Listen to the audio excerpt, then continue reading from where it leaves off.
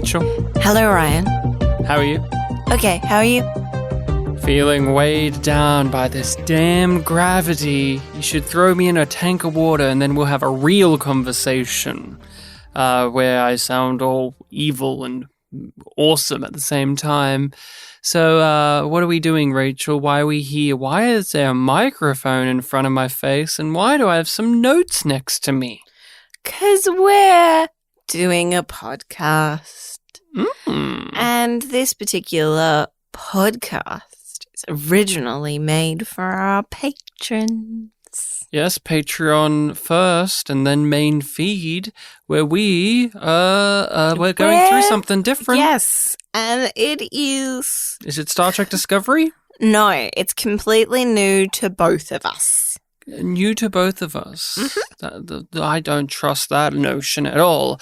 From my rewatch science fiction TV podcast, going through a show, fresh, new, full disclosure, I have seen the first 6 episodes of what we're talking about when they first came out, but I remember almost nothing about them. We are talking about the sci-fi series The Expanse, and so if you are familiar with the series or you're wanting to join us for the first time hearing about The Expanse, if you've never seen it before, welcome. If you've seen it before, welcome, but don't spoil stuff for us. We don't want to know. We're going in blind. We're going to stumble our way through. We're going to figure out the details as they unfold and emerge in front of us. It's an exciting time for Yum Podcast, the only podcast in all of the dimensions to have covered Babylon 5, Space Above and Beyond, Star Trek Discovery, and now The Expanse with the Yum perspective, where we talk about Yum, and Yum is an infamous moment from Star Trek Discovery that inspired us to podcast, and so we look at a given thing and say, now does that have Yum? And we rate it at the end of the episode of our discussions if the thing had Yum, which is bad, or Yum, which is good. And for The Expanse, we're having a little bit of a different tact here where I want to ask you, Rachel, in this particular episode, the second one of the entire show, who did you find Yum? Because when it happened in Discovery... Who did I find Yum, or who had no, energy? Stop. No. Who did you find to be Yum? Where in Discovery, there was a little bit of a sexual connotation with that. So who here did you look at and wanted to lick your lips, throw your hair back and say Yum about? Because, I don't know, there was a few sexy people here. My contender is, Naomi. The chick that it was really the lead of Holden's plot. She's sexy, she's fun. She told Holden that he's an insignificant little worm and that he should stay in his place, and I found that incredibly Yum. She was so close to licking her lips and just saying Yum to him as he was crying about his dead girlfriend. Or when she's like, do you need an invitation? When they're gathering all of the batteries and crap, I can imagine her being like, Yum. I'm sorry, does anyone need a back rub first? It is time to hear about what the particular episode we watched was happening. What happened in it, Rachel? Do we know what happened in it? Do you even remember the title of it? Because on Big Empty. Oh, good, because on our Blu-ray, it only calls it Episode 2. Very corporate Blu-ray, where every time you select an episode, it makes a very disheartening little click sound that is a little bit too quiet, but a little bit too much like you've hit a stone instead of something mechanical, which you would expect. But The Big Empty, Episode 2, the IMDb summary goes as such. Holden and crew are trapped in a badly damaged shuttle.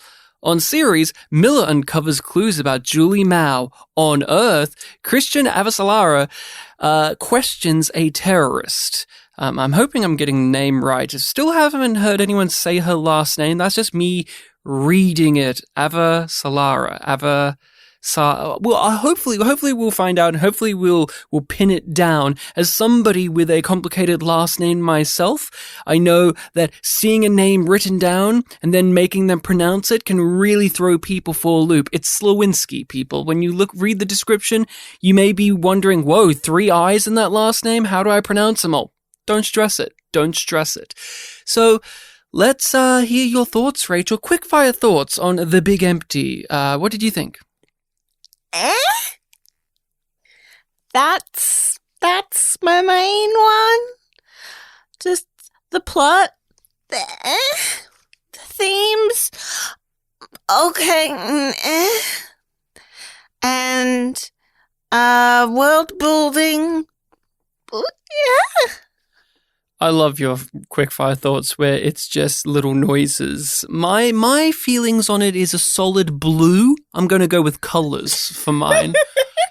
No, I thought this was an improvement from the previous episode. I got a much more clear understanding of a structure for an Expanse episode in terms of telling stories and plots. The first one was very much about laying down the foundation rather than telling stories. This one did tell stories, and it managed to interconnect them in certain ways that I got excited about if this is going to be something that continues on and expands and grows over the course of the series. But I did enjoy it a lot more. I had a far more enthralling time than you did. So what do you think was an element that was holding you back? I just didn't care. And I think a large problem that I had with this episode is that it's not an episode. Okay. It's an act. Mm-hmm. And it didn't have a clear plot of its own where it went through an arc and we're moved a little bit forward in the overall story. But something clearly happened and something clearly changed. It's just like a lot of the things that happened in this could have easily happened in a much shorter amount of time. And it didn't feel like any of our characters are moved in any way. It's just like, oh, okay. So detective guy didn't kill a dude. Okay. Holden's not dead yet, but they're captured. Mm-hmm. Okay. And the terrorist died. Yeah. On Earth. The Earth captured terrorists. And it's just like those 3 things taking up all of this time, and you're not making me care about these characters. Mm-hmm. It feels like you're telling me that these characters are really important because we're spending so much time with them, guys. Like, come on. They're at the center of all of these gigantic plots. And I'm like, cool, still don't give a shit. I am so keen to discuss this with you because I agree with your point about not caring about the characters that much. I think I like them and warmed to them more than you are. I found that this episode fleshed out the crew that Holden is with a lot more. And so I do think they have pushed those people forward. But the ones that we have already met, Holden, Christian and Miller, are fairly the same as they were. And that's okay enough in my book. But I do agree. I'm not chomping at the bit for all of these characters like I am with some other sci-fi series. I don't want to know more about them. I'm not interested enough to go, ooh, I want to see what this person does next. But I'm on the complete I wonder what they would do in this situation or think about this thing. Miller let him go. That was unexpected. I am on the complete opposite. I'm on the. I was being snarky. I'm on the complete opposite end, though, of the conversation when it comes to this not being an episode. I actually think this had with especially Holden's plot on surviving the ship. A classic sci-fi, here's a story with a beginning, middle, and end, and it ends in a way where now that that's completed, there is something else for them to solve. And the other two stories and the other two stories that are satellites around this particular one is what you're talking about, where they're giving you little breadcrumbs that we can feed upon during the seasons to come. But I actually liked The Big Empty a lot more than that first episode, because at the heart of it, we had a classic science fiction-y plot of here's a ragtag crew of people who have varying degrees of getting on and varying degrees of competency when in a survival situation, and they have to fend for themselves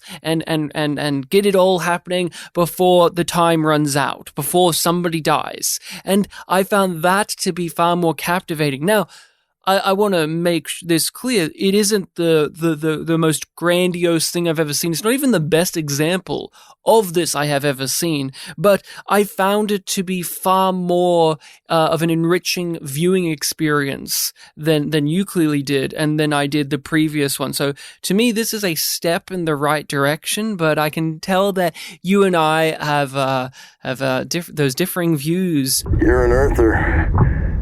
I don't even know where you're from.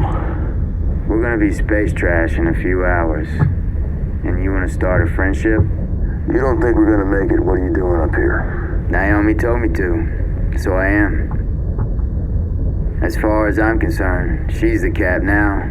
I've got some updates on some actors. I've got some actor updates, because us being the Yum Yum podcast, we haven't talked about it. We actually skipped it in the first episode. So in the first episode, the man who lost his arm was Bryce from Discovery. Yeah.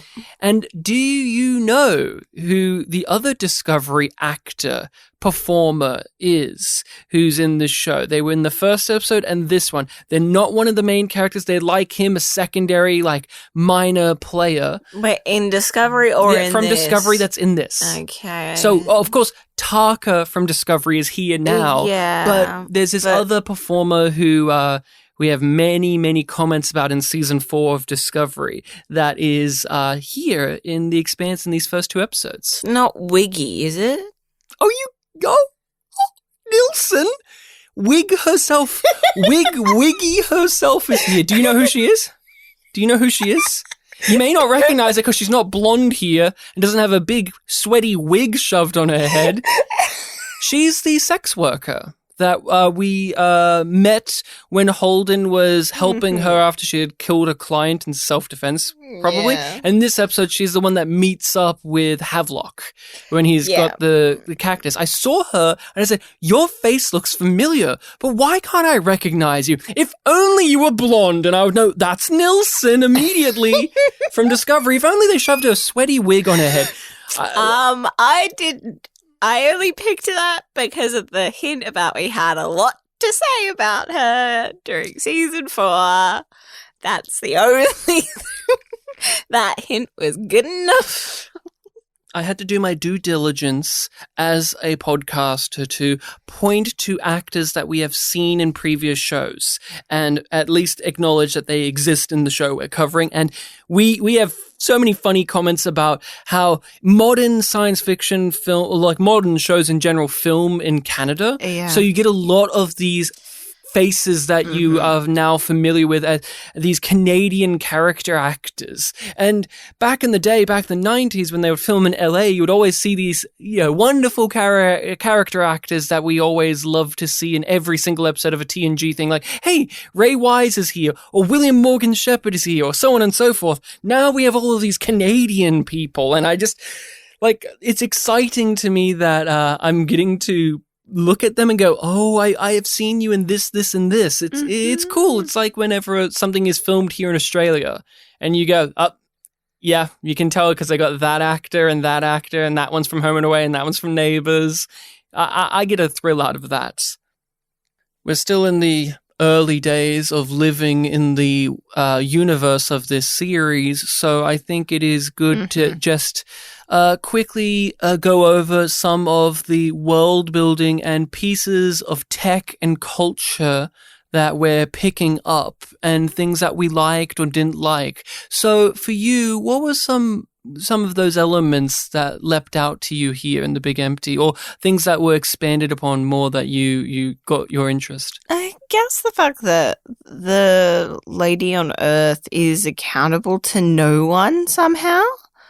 I liked them acknowledging that she has this much power, but she's not accountable to anybody. She wasn't in particular. elected into the position. Yeah, like she doesn't have to fight for her position. Seems like it's some kind of military influence there. When you looked at the picture of her family, you saw her, I assume it's her son who's a soldier, and you looked at, I would assume her dad, and he also looked like a high-ranking military person or somebody with that aura of power to them. So it's not directly said, but you get that. Yeah, you get that vibe. You get the inkling. Which is also why maybe she's even more suspicious of Mars.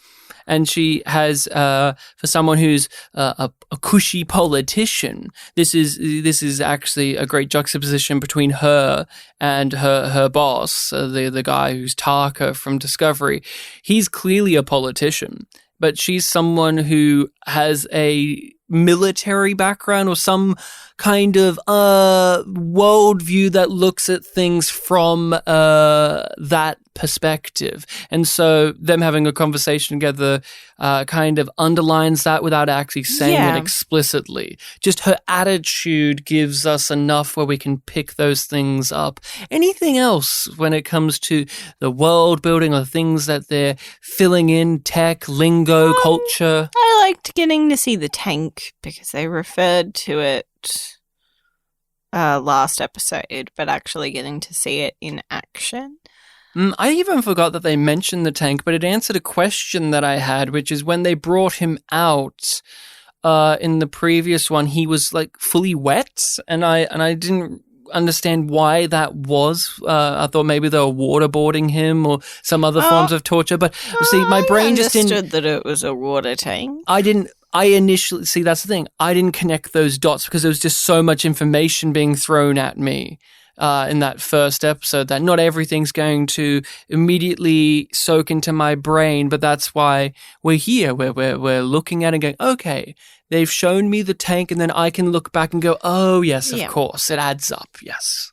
I like the idea of them expanding the corruption on series as well.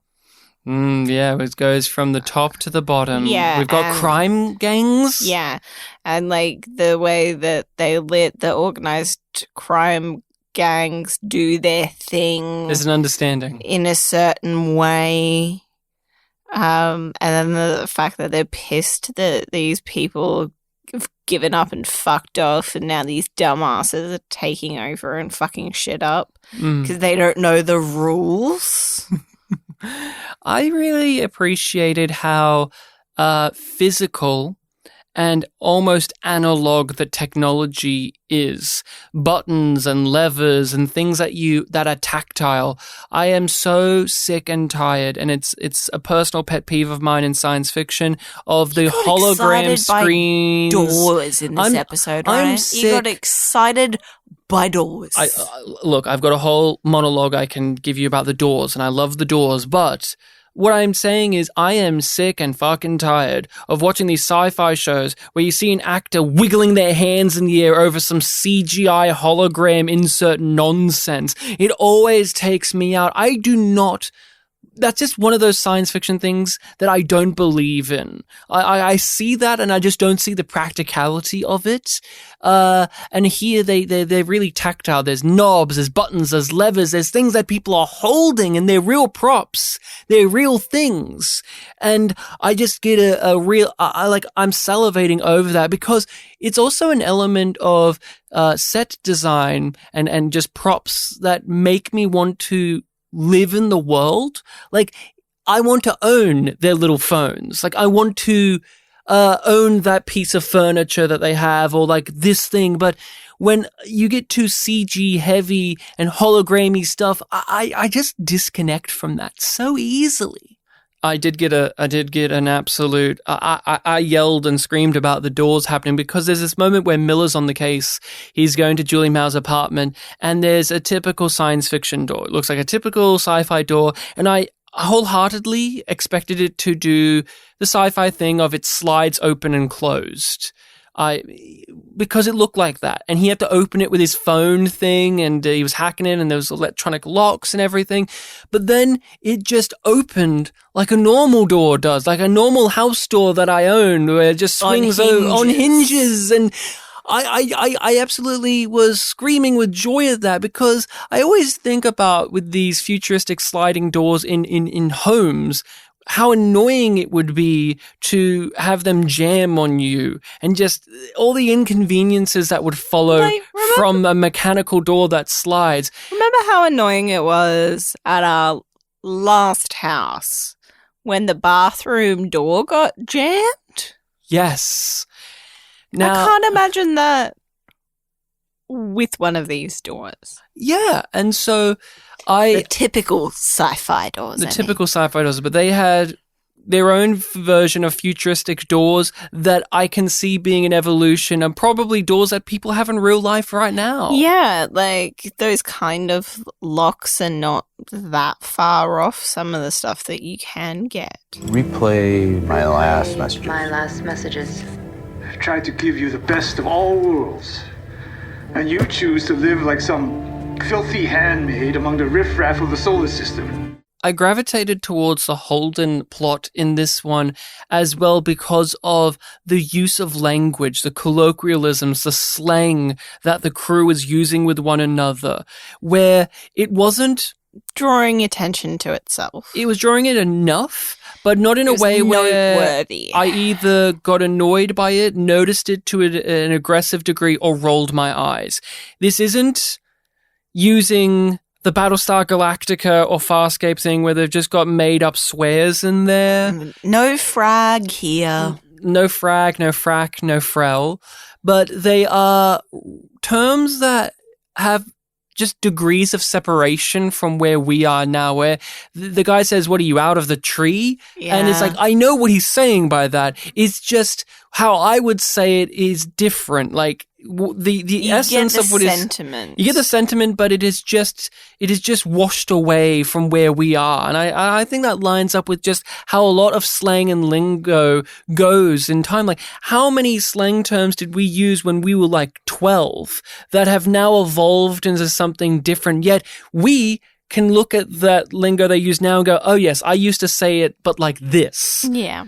I really endeared me to the crew because it felt, again, lived in, honest, and real without having to have forced chemistry between the characters. Just that guy saying those things to that other guy and no one acknowledging, like no one looking at the audience through dialogue and saying, oh, you mean this?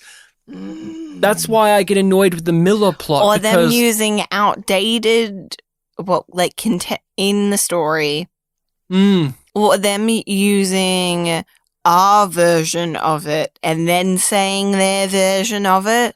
I thought you were also going to mention the Star Trek thing of when someone says something that is hard for the audience to grasp, another character will, for instance, it will be like, Riker. Well, yeah, Riker is a great example. He's the character that'll be like, what does that mean? But what I was going to point to is in Star Trek especially, but B5 does this too, a character will say some really technical thing or some really out there piece of slang, and another character will go, oh, you mean like popping a balloon? And then the other character go, yes, of course. Yeah. They're not doing that. That's so corny to me in sci-fi. It makes my skin crawl every time they do it. You mean it's like eating a cake? Yes, it is. Or it's like popping a balloon. You appreciate that though? Is that what you were saying? Yeah. You do? Maybe I've seen too much sci-fi where it's like, it's just a given that you have to do that. Yeah, it's just like audience dumb. But The Expanse, they're not doing that thus far with that side of the story, we're especially. We're on the Sci-Fi Network. Sci-Fi nerds are watching this. It's true. We can skip that. We don't need that here. let's talk about Earth first, because they're fun, and it's probably, I say I gravitate towards a Holden plot, but everything that's going on with Earth I find to be 10 times better than all the other storylines and characters. It's catnip to me. It's small, it doesn't take up too much space, but boy. You love your corrupt governments and sci-fi. I like my space politics. What can I say? I'm guilty as charged. You're a fucking nerd. The wheelings and dealings, the backstabbings, the he said, she said, I'm saying one thing, you're saying the other thing, but we're not acknowledging the lies. It also impacted your enjoyment of that, or maybe it's a bit of a chicken and egg situation. Your enjoyment of sci-fi and your study of ancient history at school. Yeah, I mean, they are both there. Even though I prefer modern history more, I just had to study ancient instead. But what's going on with Earth, with the UN? What's happening here, Rachel? She's getting reprimanded for torturing the Belter. Mm-hmm. But not really. Like, they're like, stop that. And she's like, I don't wanna. We need answers. But there are other ways. Stop it. There are other ways to get answers. Just torture him in a different way. Torture him a way where we will not get fallout for the actions in case it's found out. It is performative justice. Yeah, it's just like, okay, yeah, we need this done, and you are the person to get it done, but just walk it back a few steps. Just a little bit. Mm-hmm. And then he slips out of the sort of restraints because they're like, okay, we can't do this on Earth. We're going to send him to the moon. Oh, yes, the terrorist, yes. And then he moves around so that he doesn't get the injections that you need to be able to survive the G-force, all of that, and the flight, the space flight. So it crushes his bones. We saw them successfully do that process in the last episode. Yes, Holden and the gang. So, and at that time they paid more attention to the details and the steps, and they showed you what it's meant to look like. And then then we get to see the way that he avoided doing it, yeah. And since his bone density is different, it kills him much faster as well. Yeah. See, that's I love the the sort of little intern voice that's on the call. It's like, I think he was using it to send a message. It's just some person whose job it is to tell her the bad news, and they're saying it in a very "this is my job" way rather than "this is a serious thing" way. Yeah. I do believe that he's doing it to send a message. You can almost feel them writing while they're saying this as well, like they're still doing their work while they're displaying this message. Like you feel that in the voice, like that attitude of it's just so nonchalant. So this is just another. This is a Tuesday for this person. Just this is whatever. I think, like, it's also how little that person values a Belter's life. Mm-hmm. They're lesser than. I do have a question for you. Please. And I'm not sure if I've missed something. Uh-huh. Because that's entirely possible, because I do that. Yeah, and this is our first go around, so I may not know either, or it may not have been detailed. I don't think it's been explained, but what's her name on Holden's now boss? Naomi. Naomi and the courier that was captured and killed himself with gravity, I think, have the same tattoo around their neck. Oh, that's a good thing. I haven't noticed that. And I wonder if it's like a cultural Belter thing? Or is it an OPA thing? Or is it a courier thing? Or is it a courier thing? Yeah, I'm not, that's a great question. I didn't even think about it. I didn't notice. No, I've noticed that there are more people that have been like in frame that have similar tattoos. Yeah. And you know that there's going to be a meaning towards that, or there's some internal logic. Because I'm like, it's effort to put those onto people. That's a great question. I don't have the answer right now. I want to know more about the OPA because she has this conversation with the terrorist before he does kill himself. And just to touch upon the killing himself scene, I actually really liked how that was also answering something for me in the previous episode. Again, when the previous one, no discussion was had. They just had the people get injected all of this shit, and you had to figure it out quickly while all of this stuff's happening. But in case you didn't, they did this one list off the things that were going to happen before, and then they slow down a little bit and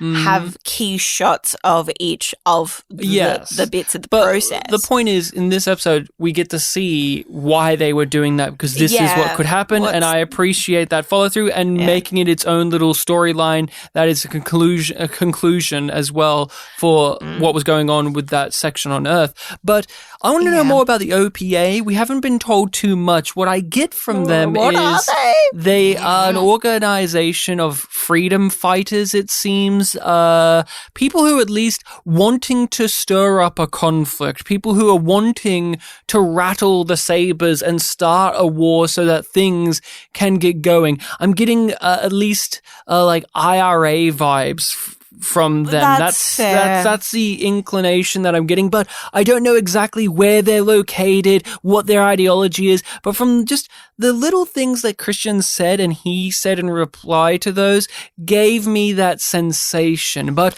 they're the group that I know the least about and want to balance the scales. Yeah, you do get this sense that they're an underground force that want to redistribute power in the galaxy.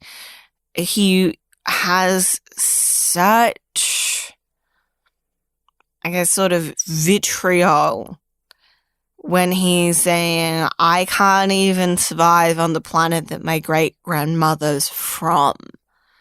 Like, the Earth itself is rejecting me. But that's not because of any choice that I made or that my relatives made. And space itself is a harmful thing.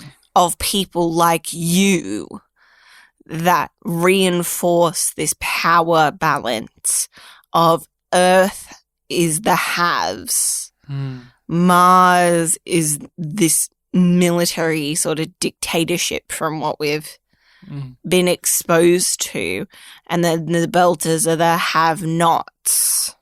Like Mars and Earth are closer in power. They're worrying about each other's conflicts rather than what's happening on the far because the fringes. Belters it's what you can take, and because they can be so easily controlled by controlling their two main basic needs as human beings, their air and their water, they can still do it successfully.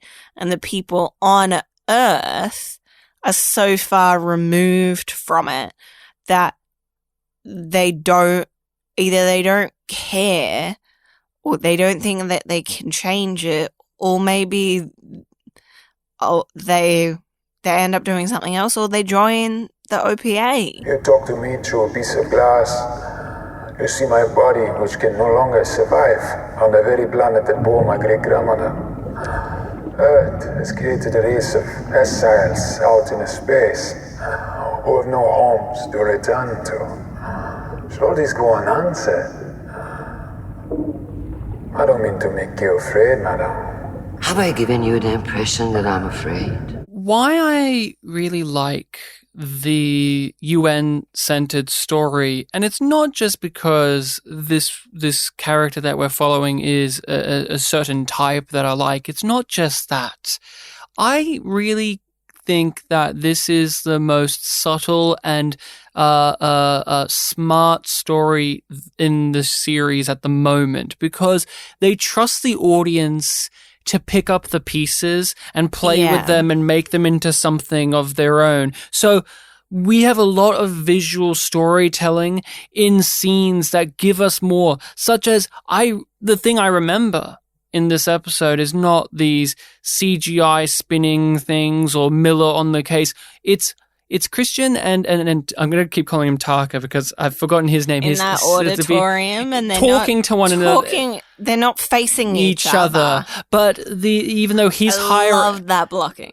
Even though he's higher up, he's more out of focus than she is, and I really thought that the way that it was blocked, the way that it was filmed, was a lot of things in that scene for people who are more media literate to sink their teeth into. There's lots of layers of meaning that you can dig into, as well as the basic thing of he's higher up and he's behind her. Yeah, and she's in focus. She's got a clear understanding of what's going on.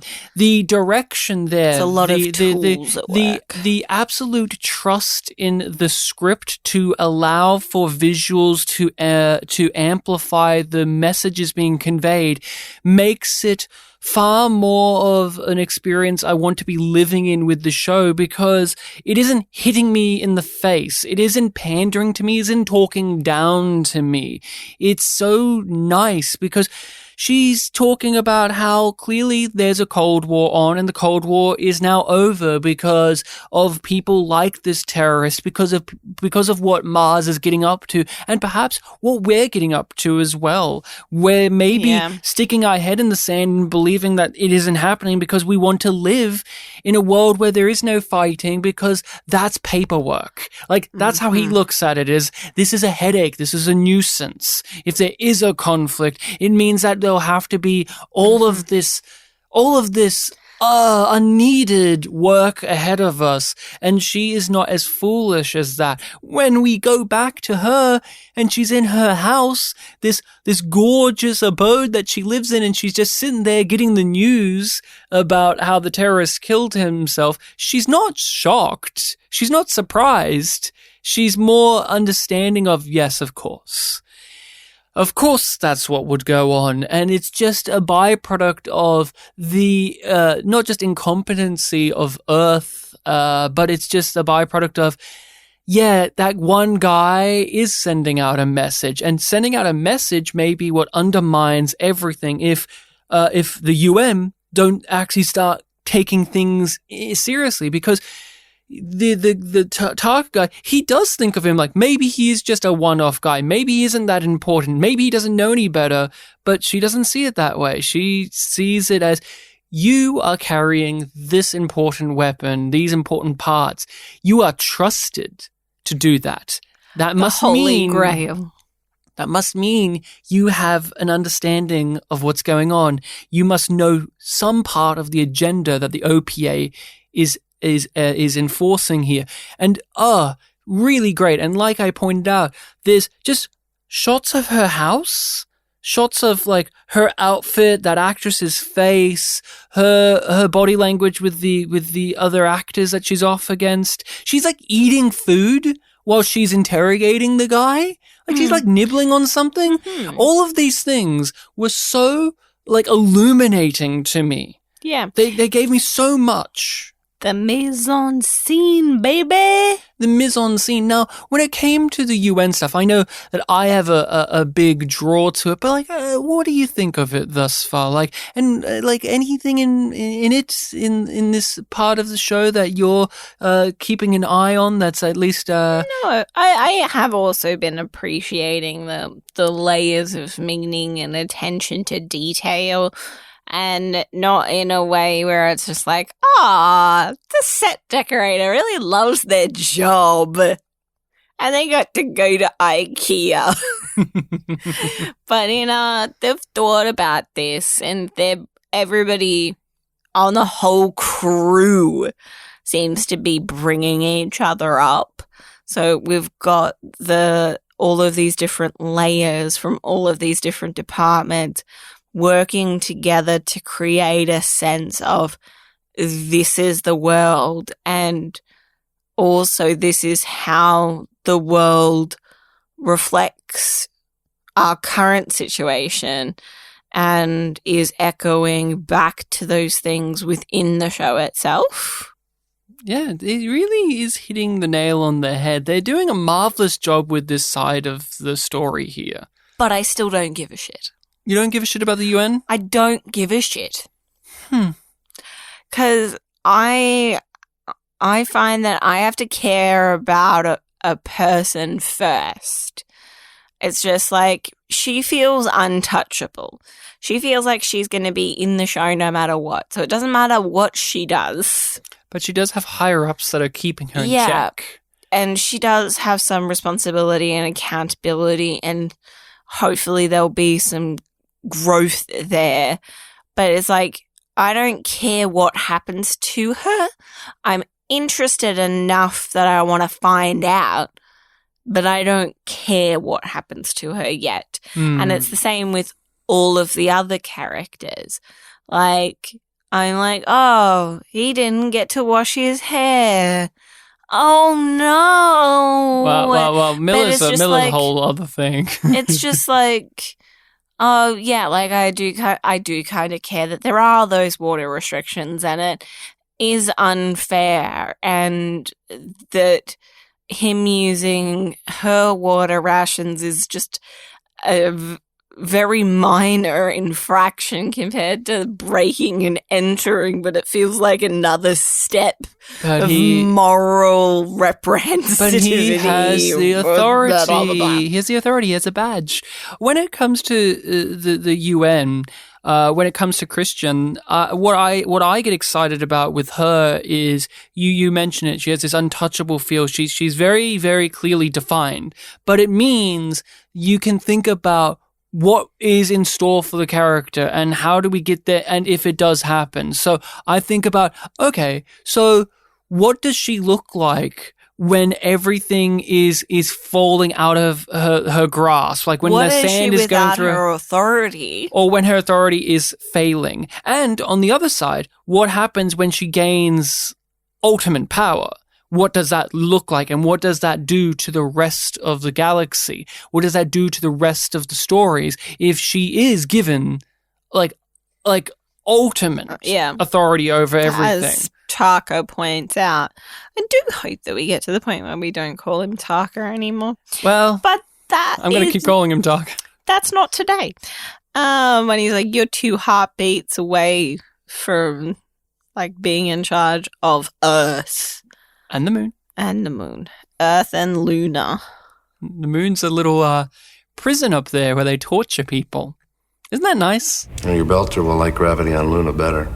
It's the only thing you like. I'm afraid for him. Heaven help your enemies, Christian. I am enjoying The Big Empty as an episode, but my crossroads with it, where I don't know how I feel, is our good friend Jim Holden. He's not okay. His girlfriend died, and he's going to be a sook about it.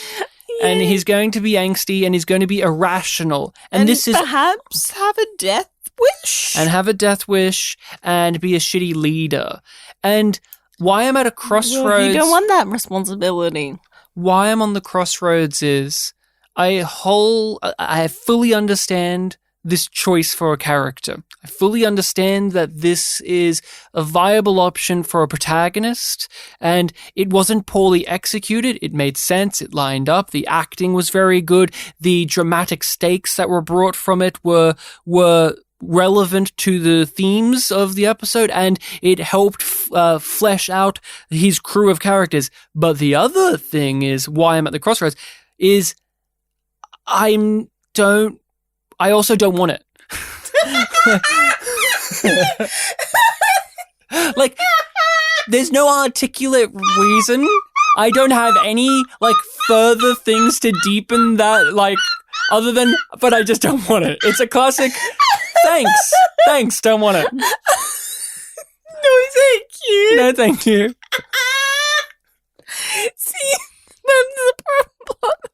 probably liked the most.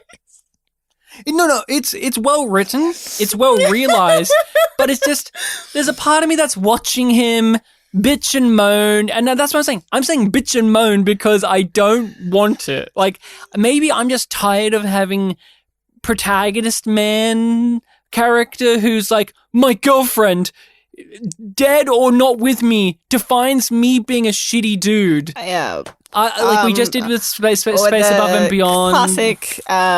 I have this one trauma, and it defines me. And maybe I'm just not being fair to it as well because I would like our lead character, if he is the lead, and I get the sensation he is, to have shown me why he should be the lead. Yeah. Other than he's a scamp with a heart of gold But underneath. he's been rejecting authority until he wants it, and then he steals it back. Yeah, you're completely right. They have in the script and in the performance, they have justified why this should be our lead character. But there's just something about this type that I just don't. I don't want right now. I get that.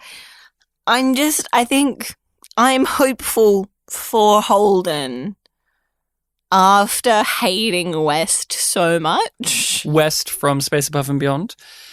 I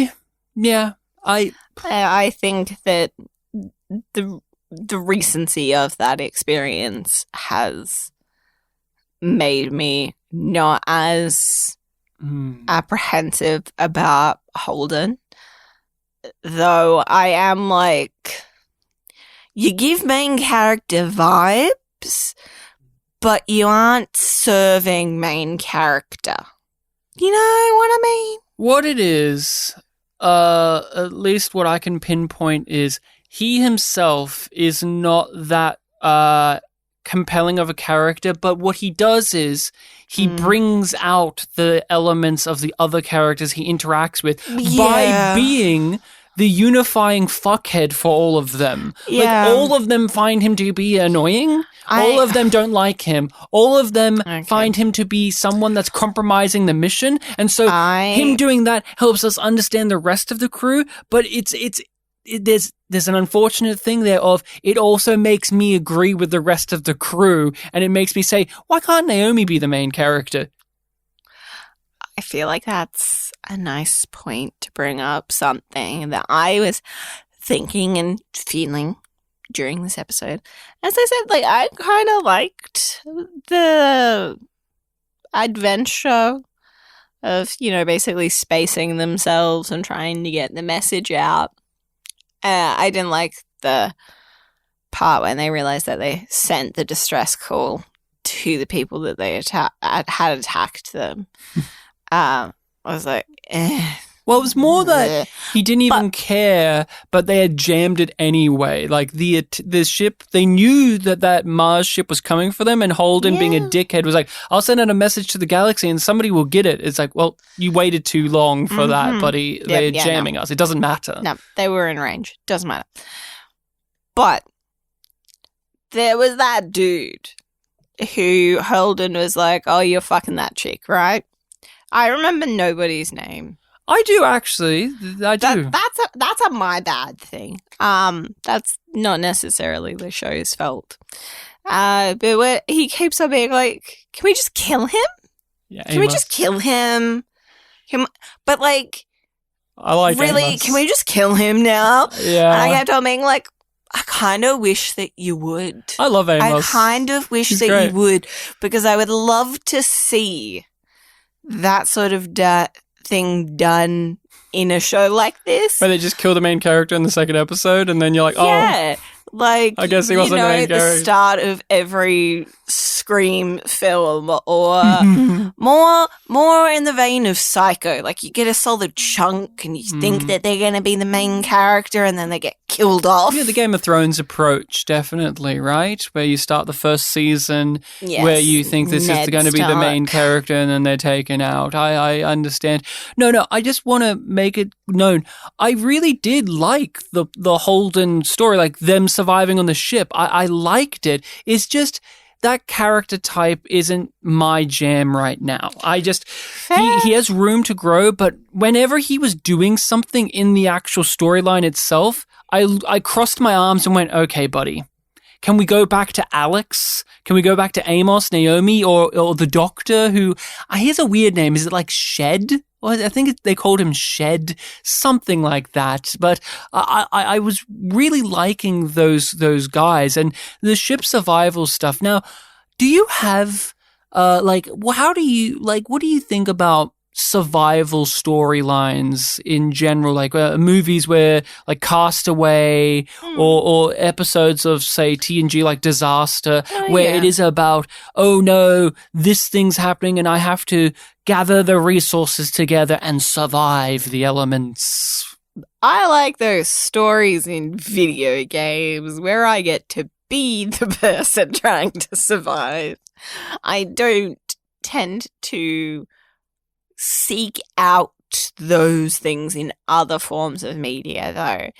Like, I only watched Castaway for the first time in the last 2 years, I think. Mm-hmm. And I never really engaged that much with those kind of episodes in TV. I think some of my least favorite episodes of Farscape were those ones where it's just like, oh no, we're marooned. Oh no, we're caught in a timey-wimey wormhole and we have to press a bunch of buttons. What about Doctor Who? Doctor Who would have some of those episodes. Again, just like, sometimes I would be like, oh, that's neat. And then I would be like, yeah, but it just doesn't give me much. Like, I think about the evil 2D people episode of Doctor Who with... Which was my favourite. Garibaldi? With Capaldi. Peter Capaldi. I said Garibaldi, didn't I? Yeah. Yeah. Your brain is all about Garibaldi. But I do like survival stories. I like them a lot, especially when it's about an ensemble, because Thus you watched Lost at all. I love the Poseidon. I love the Poseidon adventure. I love survival. I love problem solving. I love seeing characters problem solve. You say you like playing video games like that. I actually don't, because I find it monotonous after a while. But when it comes to stories, it really is. I have a sweet tooth for it, because it allows in the progression of things for character building, where we understand who these people are through their ways of solving a problem, as well as how they work together or don't as a team. And so this really hit all the buttons for me, right down to they solved it by just doing the old human thing of kicking it real hard until it works. We're so happy when that happened. Because it's... You're like, yeah, kick it! Because it's like the blue-collar way of doing it. You wouldn't see... It's like, oh, fuck this stupid fucking thing and kick it, and then it works. Just kick it and it works. And if it doesn't kick it the other way and see if it works then. Like, but it doesn't even say... Like, it's like... I love it more, which is also the way that I read it, when it's just like, oh, fuck this thing, it's not working. No, I'm kicking it to make it work. Just you fucking thing not working. I hate you. I hate you. Yeah, that's it. I liked it a lot. It gave me a blue-collar grease monkey feel of these characters. Naomi is like in the ship. She's fiddling with all the wires. She's like crawling around. You have the Doctor just panicking. He's having a panic attack during all of this. You have Amos out there helping Holden, but also considering murdering him, which I love very much. I can take a core part, put it back together with my eyes closed. But ask me whether or not I should rip your helmet off and kick you off this bucket. And I can't give you a reason why I should or shouldn't. Except Naomi wouldn't like it. I like how they all have their specialty, which is why they got involved in this particular mission that they were on in the first place. And I like that doesn't determine their whole personality, because often, like, to go back to Star Trek yet again,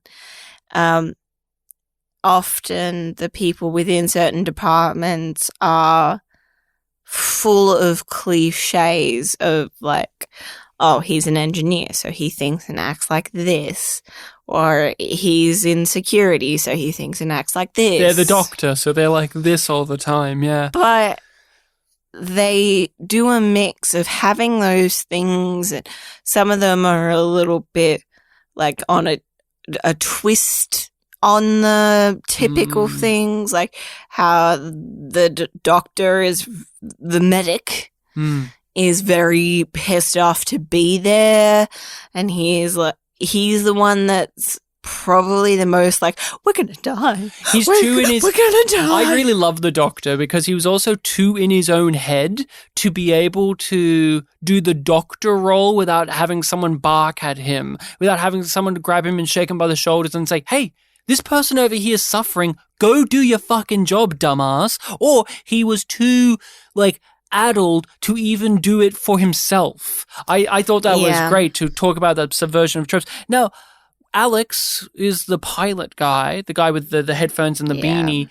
I think he does not get away from what you're talking about because he does the pilot thing of stroking the ship and talking to it and being like, I love this ship. She's so great. And like, the pilot wants to fuck like, the navigator, the guy who drives the ship wants to basically fuck it, and is upset when people hurt it. You gotta touch it in the right way, and then it'll work for you, like in that episode of Pearly in Space Above and Beyond. Yes, but I liked him the most. I mean, other than Amos, I liked him more than Naomi, honestly, because he came across a little bit like that. Like I said, there's this ship stroking guy, but him suffocating and getting the air from the Doctor and him letting out this more human side of the character rather than just the I am my job side, like him grabbing the Doctor and hugging him and all of that. I found him to be, and him with the music, the headphones always on.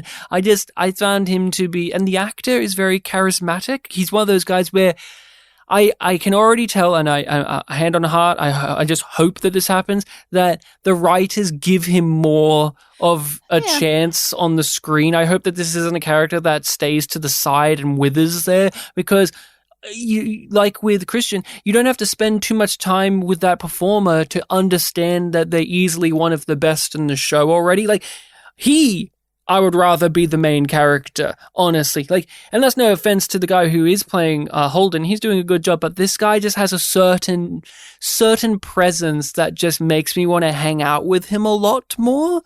The actor just has a swagger to him, just a casual nature to him and he has that intensity and presence. I talked about Amos, but what do you think about him? He's the guy that's like, I want to kill Holden. Well, I kind of touched on it before. I appreciate it. I think he's an asshole, but I kind of like that. Would you call him a sociopath? Because he really does have, like, a real detachment from emotions and morality. He very much is, I don't do it because she tells me not to, and I like her, so I will do that. But, like, he's fucked up. He's like a freak. I mean, did you expect that one of the crew would just be an out-and-out freak like that? Just a guy with this... No, but I think you will love him if he stays that way because of the way that you love that very similar plot in Voyager. I do worry, though, that we're going to get a love triangle with him, Holden, and Naomi. I say that because she's the woman of the show, and Holden's the man of the show. And that's just... what they love to do. They love to put them together and make them go smoochy, smoochy, smoochy. Yeah. I look, is that even a prediction? Like, I don't know if that happens, but is it, do I even bother to say, my theory is, like, is it just a given? Am I crazy? Like, you saw that, right? I looked away. Rachel just physically looks away when she sees it happening on screen. She actually leaves the room every time it happens. I don't need that. Oh, just like me with Holden. No thanks. Not today. They get captured at the end. They do all of the survival stuff. They have some bonding moments, and then they get captured by Mars, and they get guns drawn on them, laser pointers pointed at their face, and Mars is all up in their grill. I am keen for the Mars action. I really like how the series is slowly building them up as this adversary for everyone, and maybe it's just also I'm so used to science fiction making Mars the struggle planet, where Mars is always the one that's struggling against Earth, while here they seems like they're pretty equal to Earth and maybe even stronger than Earth is when it comes to military might. And so them walking around with that big dick energy has me sitting at the edge of my seat, because I don't see that happen with Mars that much in stories. Not really. It's always about they're struggling, they're having to try and survive, there's terraforming, there's inequality, there's totalitarianism. But here they're the military people. They tell you that straight from the beginning, that Mars isn't just colony, it isn't just some planet that's just, we have people, they're full-on military organization over there. And so when they draw the guns on a lovely crew of misfits, I'm sitting there pumping my fist going, yeah boy, I can't wait to see what these guys are up to. Because also the UN story talks about Mars a lot, and so we hear about them, but now we finally get the opportunity to see them, and they lived up to everything I wanted. How evil are they actually gonna be? Their ship did have red lighting because they're from Mars, and also because they're villainous. Again, mise en scene. Unless they have found a new friend like Mars. Cold War's a bloodless war. Mutual distrust and complete codependence. Nobody wants to change that. Least of all Mars. I left this towards the end because I don't know how you feel about it, but Miller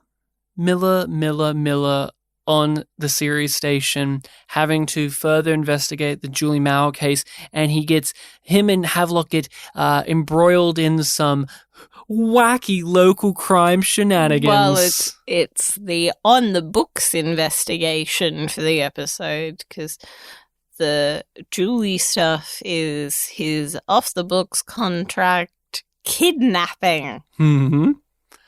So, Miller, talk to us a bit about things happening in the Miller plot and your opinions of them. Well, I just don't really care. Do I have to talk about it? His partner goes and sees a prostitute. He's holding a cactus the whole episode. That was a fun gag. My favorite thing about the Miller plot was the cactus gag. I didn't think it would continue, and then it kept continuing, and I did have a big smile on my face. So you have apathy towards the Miller story and Miller as a character in general? Yeah, it's really petty, but I think it's an indication of my overall feelings that I hate his hair. Wow. I hate his haircut.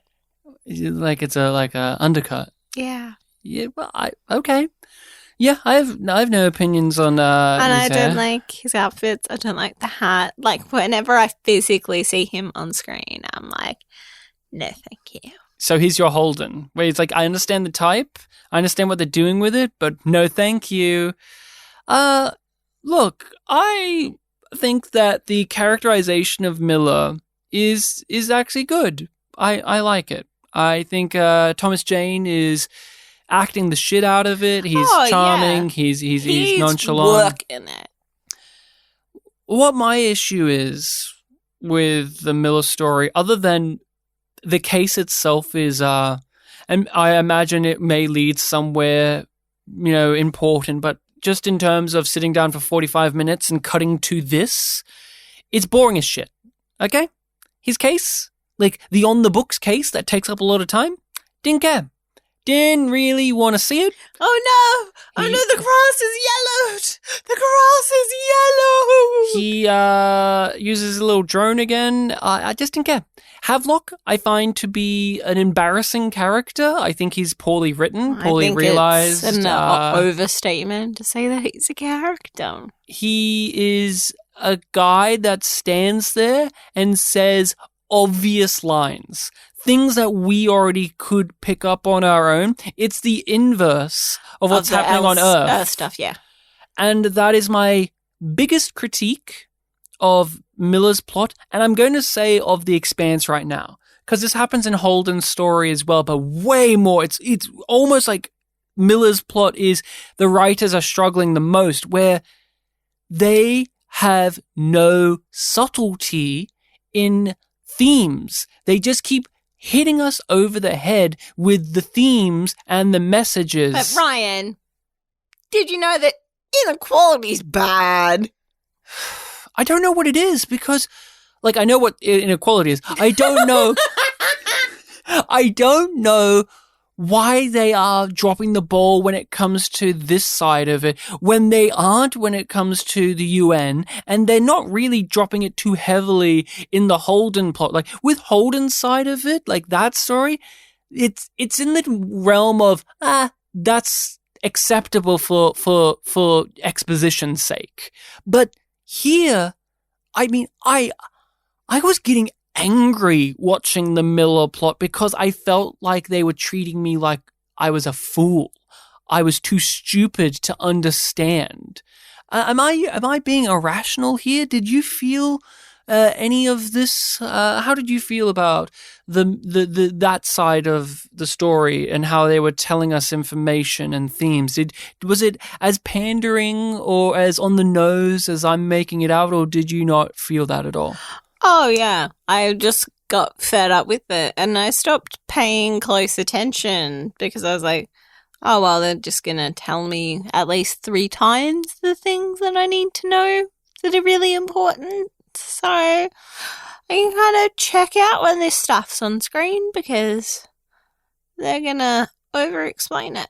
Well, what were some of the ways that they did that? That they hit their nail too hard and obviously there for you? What were some of those moments? It's just like, I found that in a lot of the scenes, each person was repeating what the other person said, but in a different way. So there wasn't any progression in the conversation. They weren't discussing something. They weren't exchanging information. They were saying, this thing is this thing. And the other person is like, okay, so this thing is this thing. And then the first person would be like, no, yeah, this thing is this thing. So you would hear the same information regurgitated over and over again.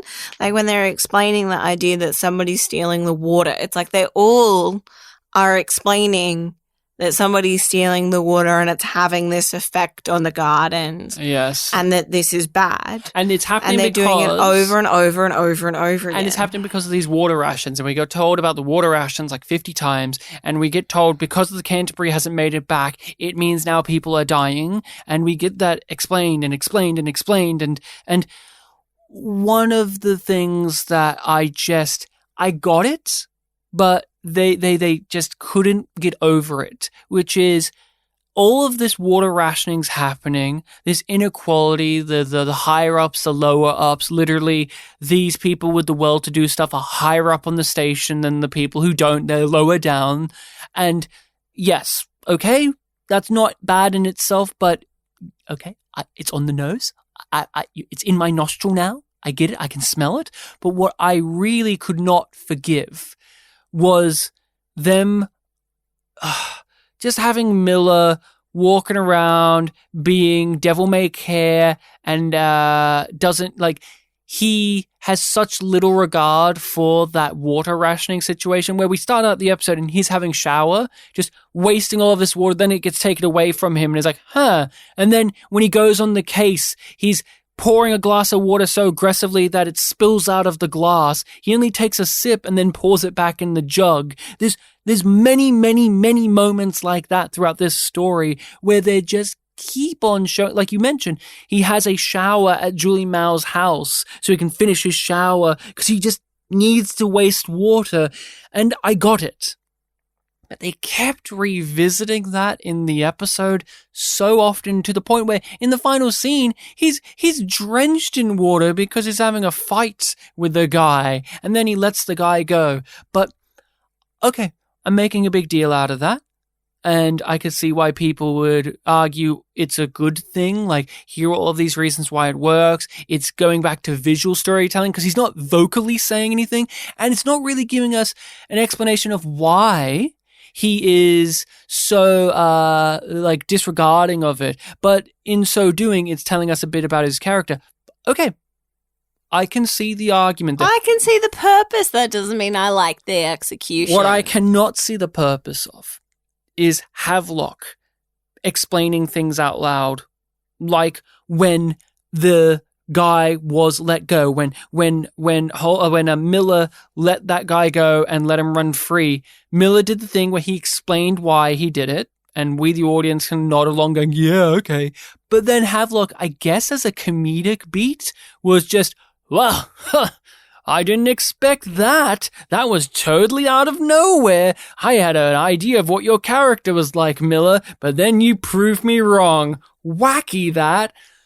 I kind of hope he turns out to be an android and that's the explanation for why he's so stupid. I wonder if he's a bad guy because it is weird that he meets up with that sex worker at the end and there's just a beat about that is something going on. There's more going on with this Havelock guy because he presents himself as this golly gee and so morally upright character, and clean, him and her, yeah, and he's an earther, so he has this higher reputation by default. And I'm not saying there's anything duplicitous about him because he's meeting up with a sex worker. I'm saying there's just something about the way that those two characters interacted, and that's the final moment of Havelock that's indicating to me that there's more going on with him, but there's a secret.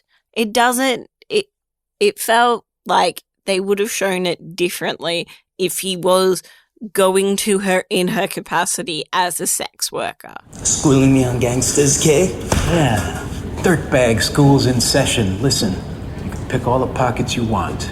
Roll drunks. But when you mess with the water, that's when you're going down. Maybe another factor to why we just don't care about Miller's story is the thing he's solving. I just didn't believe it.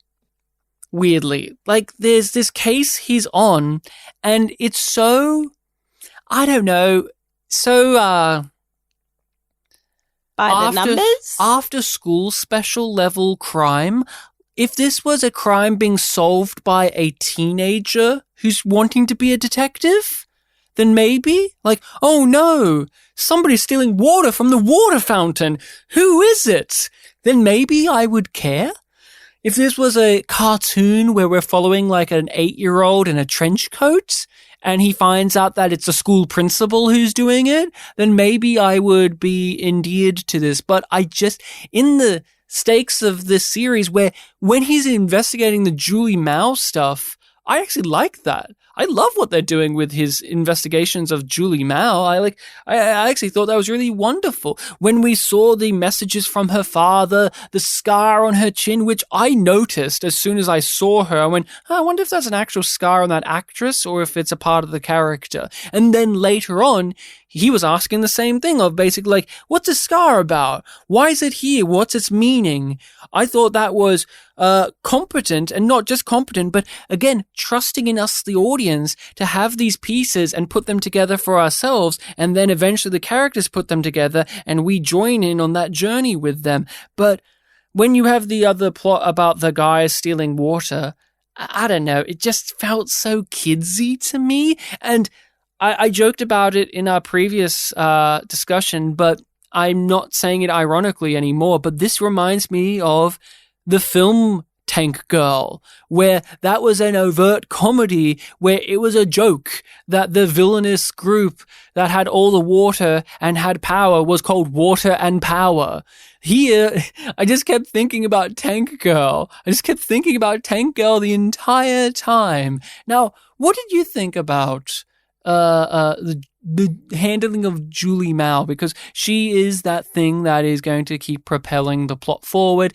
Our characters are going to learn more about her, and thus we are going to learn more about her. I mean, how did you feel about it all? It was okay. I was like, it's a thing that's happening, and eventually I might care about it, but not right now. Any piece of information that I'm intrigued to see the thing that her dad was threatening to sell. I'm intrigued to see the visual of that. We learned that the Scopuli, the ship that she was on, was something that she hired in the first place, so it is not a vessel where she's been kidnapped and put on. At least from what we can determine. I thought that was a good piece of information. I actually didn't think about that this is something that she's hired.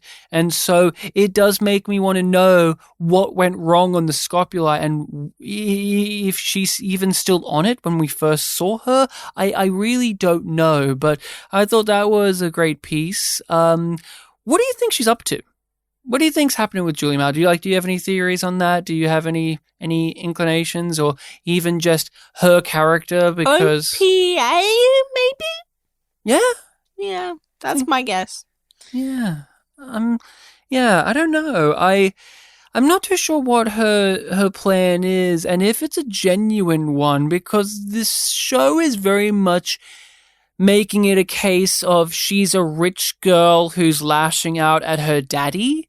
And I'm wondering if they're going to follow down that road more, or if they're going to reveal to us that is not actually the case, that there is something grander to why she's doing the things she is. Like, the reason that she's joined whatever group this is and the reason that she's fighting back is deeper than just the presentation of the rich girl who doesn't like her position because she lives in a gilded cage type lifestyle. I liked her dad, that actor. He's been in a bunch of stuff. And so when I saw his face, I said, oh, he'll be in the show more. Not only because he was just a message and clearly going to have him in more, but he's just one of those actors who's in everything. And he was in Lost. So there you go. See, comes back to Lost, Rachel. He was in Lost. But I don't know. We'll keep a tab on Julie Mao. See how that progresses over the show. Yeah, it'll be interesting. Hopefully, come to that part where we have to rate this on a scale of yum being bad and yum being good. We do not give half yums. We don't have a middle ground. We're very black and white. Yum bad, yum good. So the big empty. I'm guessing your rating, but I want to hear it from you. Yum. I've been harsher than I've been meaning to be. I actually did enjoy this a lot. I found great did you think it was excitement. Good? I really liked how they connected all of the plots together, not just through themes, but through little bleeding elements, such as the Canterbury being destroyed means that Ceres is going to have lack of water, so then all of the stuff with Miller is happening, and then Earth will have to step in, and there's consequences. Everything ripples out. Mars being involved in all of this, so I really appreciate it on a structure level. Like, this second episode kicked it out of the, just kicked it really hard in terms of, to me, the viewer going, okay, this is what a structure of The Expanse looks like in the 45 minutes. Yeah. But the truth is, we haven't watched this since a day or so ago, and I didn't think about any element of it except for the UN. Mm-hmm. But I'm going to give this a very light yum. Yum. Because I do think this is a good episode. I do think this was an entertaining watch, and I'm more excited to watch the next episode than I was when I watched the first episode. I'm pretty much on par. Do you have just any out there thoughts and predictions for what the show could offer up? Not particularly. Like, I have the basic ones, like, eventually the main characters on each of the things might meet up, that Christian will have to leave Earth at some stage. You don't think they'll go to Earth? I think it's more likely that they'll go out to the belt than they'll get from the belt to Earth. I think that there's going to be a lot of stuff about that stealth ship, that it's going to stick around for a while because they've reinforced its importance, so I don't think it's going to get destroyed. Do you think it's actually a Mars ship? Couple? I don't know. I think it's going to be only humans in the galaxy kind of situation. Oh, I just meant like it could have been. My theory is this. Now, I held back on this from the last episode because we didn't have enough. Yeah. But I think I have a little bit more to go off of here. I was wondering if Christian was being a Machiavellian type who was pretending like they care about the war not happening, but they were actually pulling the strings. That they're the ones she's the one that's putting things in place that we're seeing, like this stealth ship. Like maybe she's in league with Mars or blah, or she's giving stuff to the OPA, but she's pretending not to be. This episode completely said no to that for me. She seems to genuinely invested in the ideals of Earth, but also just she has such an opposing view to the other people in the UN. What I think is the case, my theory, is her boss, Taka. I think he's the guy. I think he's the guy that has a foothold with Mars and they're doing shady shit. I think he's going to be evil. And or maybe he's using resources to pretend to be Mars to kick off a conflict for whatever reason. I think he's going to be a piece of shit. And I don't even, there's lots of ways that he could be a piece of shit, but I think he is going to be an even bigger piece of shit because he's not a good person in what we see in this episode. I think that's because he doesn't seem to have any set moral convictions. She does. Hers are there. And whether she will abide by them or not is irrelevant to the conversation. They are there. He has shown himself to be a guy that he's not outright evil, but he is a guy that says to me, I will go wherever the wind blows. And that's just my theory. That's my little take on the Expanse for the moment being. Let's hear about next week. Well, it's a very sorrowful episode title. Remember the Cant. That's the title. C-A-N... Canterbury. Remember the Cant. So, when it comes to the next one, I don't know what the plot is, nor do you. We are not reading the summaries, we're just going off the titles. And from just logical deduction, I would imagine we're going to have an interrogation episode where the crew are being interrogated by Mars, and we are hopefully going to learn a bit more about Mars. Now, I don't know what Miller's going to get up to. I don't know what Earth is going to get up to. Impact of the rations. And I guess the fallout from that guy's suicide on Earth. Yeah. So that is it. That's all we've got for you here while we explore the Expanse, and our relationship grows with the series as we debate with one another. Man, yeah, I really didn't know what your point of view was going to be on this, because when we were watching it, you had a poker face on. And, for people to know, when I was sitting next to Rachel, she was seeming to enjoy herself a lot more when watching it. And I'm curious, just to touch on that, is this a show you think is one that's more enjoyable to watch in the moment rather than like think about it afterwards. Yeah, like it goes down pretty easy, but it's not memorable. Well, let's see how memorable it gets, because I do know that this is a show with a bit of a first season hump. It's probably one of the reasons why I also didn't gravitate towards it on my initial watching. If it was that good, you would have kept with it. Yeah, and I had other life factors getting in the way. But yes, it didn't draw me in enough. But let's see if it keeps drawing us in. People, you can find us on your social medias of choice under yumyumpod or yumyumpodcast. We are on Patreon, where we release these episodes first. So if you're hearing this on the main feed and want to know how much more we love or don't love The Expanse, where we're at with it, what we're thinking of it, go to our Patreon, where you can find all of that content, plus so much more, including you can be a part of our group Discord. So Yum Yum Podcast on Patreon. You can email us your thoughts, questions, queries, concerns at yumyumpod@gmail.com, and all of this provided in the description below. Thank you all so much for listening to us. Thank you all so much for coming over here and hearing us to quibble over the fact that The Expanse is a series where a guy has a weird haircut that Rachel doesn't like, and he wears a hat, and Jim Holden is a character that exists that I don't want. Rachel, we haven't figured out what our sign-off is when we're exploring The Expanse. But I will say, I am disappointed that we didn't get that preacher guy again. The one in the first episode who was telling us about all of the inequality, and he said dusters. I wish he was here.